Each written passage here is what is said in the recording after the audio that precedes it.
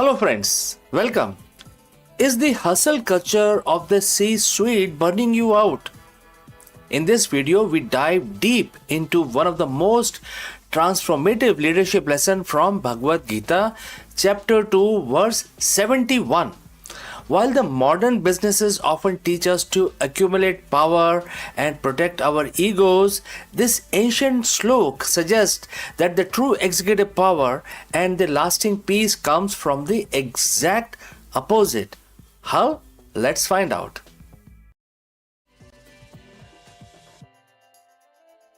Good morning, good afternoon, or good evening. Wherever you are in the world, look around you.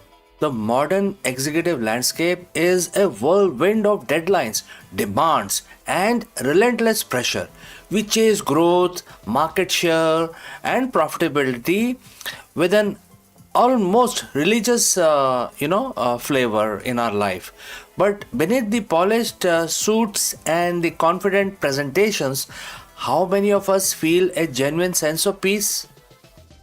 How many leaders, despite their towering achievements, secretly battle stress, anxiety, and an insatiable desire for more? Today, we are going to step away from the latest business bestsellers and the leadership gurus. We are going to journey back time over 7,000 years to an ancient battlefield where the timeless conversation took place.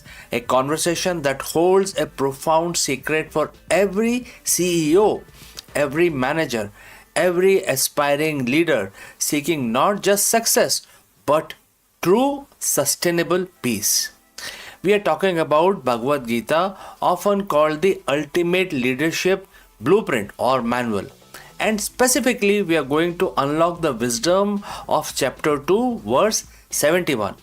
It's a verse that on surface might seem counterintuitive to everything we have taught in the business school. It stands and the quote starts, "Peace comes to one who gives up all desires for self-enjoyments. Give up his ego, give up greed, as well as a sense of ownership." Well, let's read that again. Give up all desires for self-enjoyment. Give up his ego, give up greed, as well as sense of ownership. In a world that champions ambition, self-interest, and aggressive acquisition, this verse offers a radical yet incredibly powerful alternative path. Let's break down this. First, give up all desires for self-enjoyment and give up greed. Does this mean we shouldn't strive for success, wealth, or a comfortable life? Not at all. The Gita is not advocating for any kind of just going away in the forest and sitting on meditation. Well, and it is also not telling you to not participate in the boardroom. Instead, it's about the motivation behind your actions. Think about it. When our primary driver is a personal gain, solely for our own enjoyment, our own comfort, our own status, our actions become inherently stressful. We constantly keep comparing and protecting, constantly fearing any loss. This breeds anxiety, scarcity, and different kind of mentality and often unethical behavior. Imagine a CEO driven only by a size of their bonus or the glory of their name in the headlines. Every decision comes like a tug of war between their personal agenda and the greater good of the company, the employees, or even society. The Gita suggests the true peace and paradoxically often greater success comes when we elevate our purpose beyond mere self gratification. When our desire shift from what's there for me in this to how can I serve.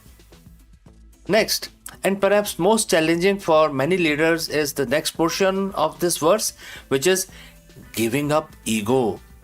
The ego that is a powerful sense. I am the doer. I am in control. I know best. And it can become, formidable obstacle to growth and peace. In leadership, any unchecked ego can manifest as first, inability to delegate effectively. No one can do it as well as I can, so then you don't want to delegate to your team, even though you have an excellent team. Second, resistance to feedback. They don't understand my vision at all. I am the best. And you stop taking feedback. Third, micromanagement. Because the ego demands control over every detail. You want to be there everywhere. And I'm sure we have all seen such people, our bosses as well as our juniors. Fourth, blame culture. When things go wrong, the ego protects itself by pointing fingers. The ego might fuel initial success, but it almost always hinder long-term sustainable leadership.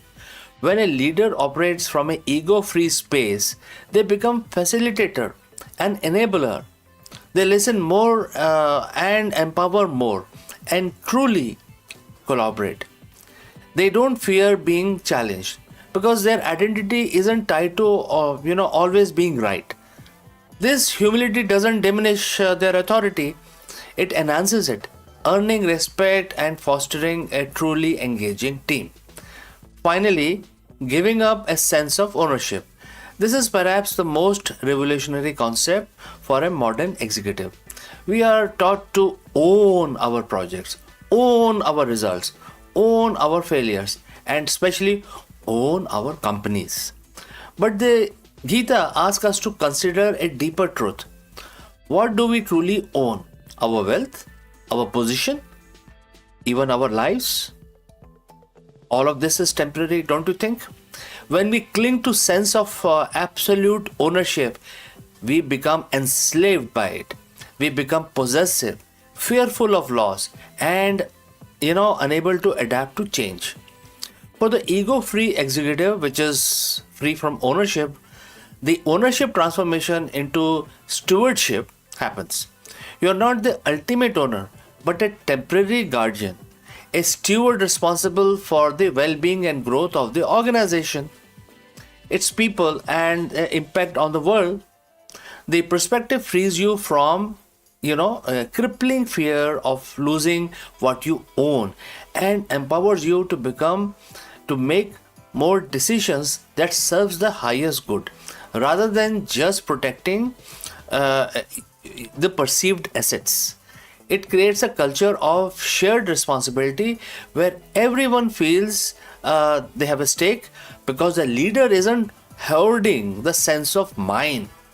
So, what is the ultimate payoff for embracing this ancient wisdom? This isn't just about personal inner calm. It reverberates throughout the entire organization. An ego-free executive makes clearer, less biased decisions, unclouded by personal desires or fear of criticism. Fosters a culture of trust and collaboration because their teams feel empowered, not controlled. Inspire loyalty.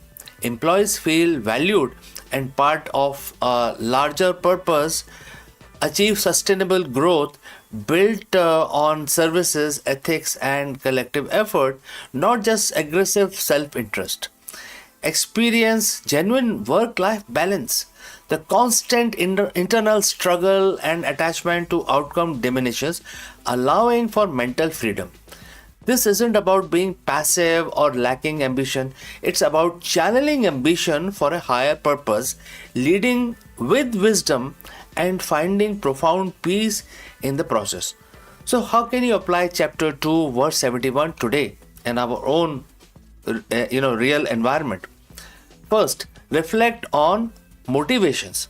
Are you primary driver or primarily driven by self enjoyment? Or there is a broader purpose? Ask yourself. Number 2, practice humility. Actively seek feedback, empower your team, and admit when you don't know. People have this problem, they don't know how to say no. We all know that, right? So this is something which you have to do actively. Number 3, shift from ownership to stewardship. View your role as a temporary guardian, responsible for well-being of your organization, your group, your team, etc. Number 5, meditate on detachment. Understand that while you strive for results, your peace doesn't depends entirely on them. There are other things in life. The journey to become an ego-free executive isn't easy, but it promises not just external success, but the invaluable gift of inner peace, a peace that radiates, transforming your leadership, your team, and your entire organization. Friends, what do you think about this? Thank you for joining on this exploration of an ancient wisdom for modern times. May your leadership be guided by purpose, humility, and profound peace. And I will catch you again very soon in the next one.